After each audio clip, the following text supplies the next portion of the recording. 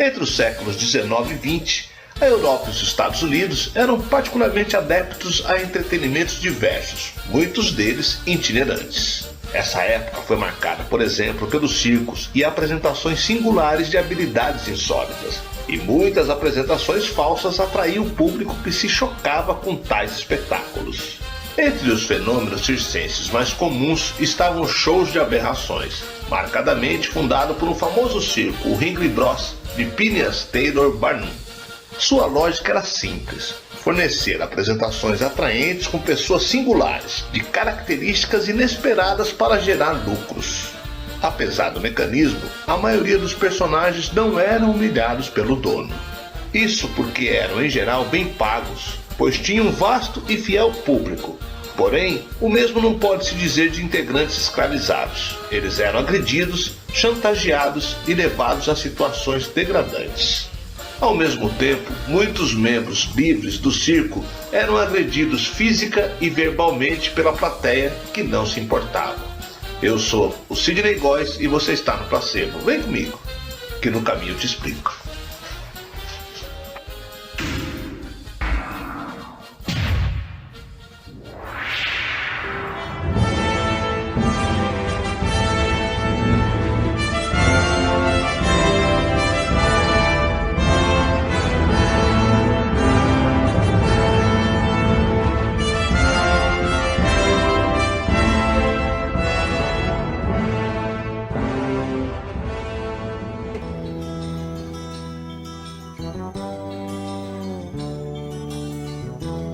Nem só de palhaços, mágicos e pessoas felizes eram feitos os circos do passado.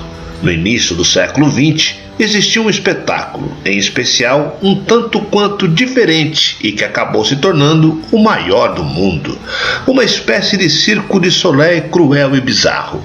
Imagine que ao invés de palhaços, as grandes atrações eram anomalias humanas, ou seja, qualquer pessoa que tivesse alguma deformação, genética ou não, anões, gêmeas siamesas, albinos, tatuados, entre outros personagens, formavam o elenco deste circo. O grande responsável por tudo isso foi o americano Phineas Barnum, conhecido por promover as mais famosas fraudes.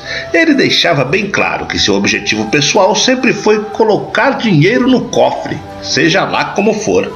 Ficou milionário quando fundou o circo The Barnum Bailey, junto com James Bailey e L. James Hudson.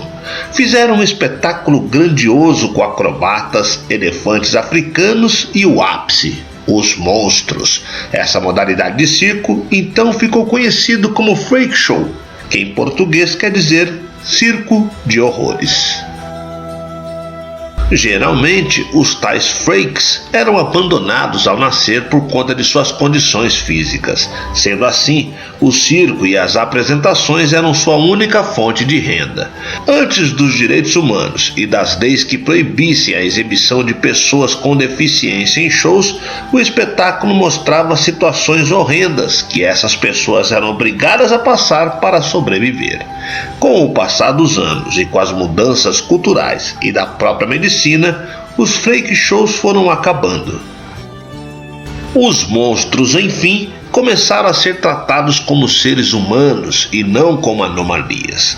As leis chegaram também, dando um fim às exibições com fins lucrativos e trouxeram outras oportunidades de trabalho para os deficientes físicos. Só no Barnum Bailey havia mais de 1000 contratados no circo americano. Veja a seguir alguns desses artistas que fizeram histórias nesses shows e que merecem todo o nosso respeito.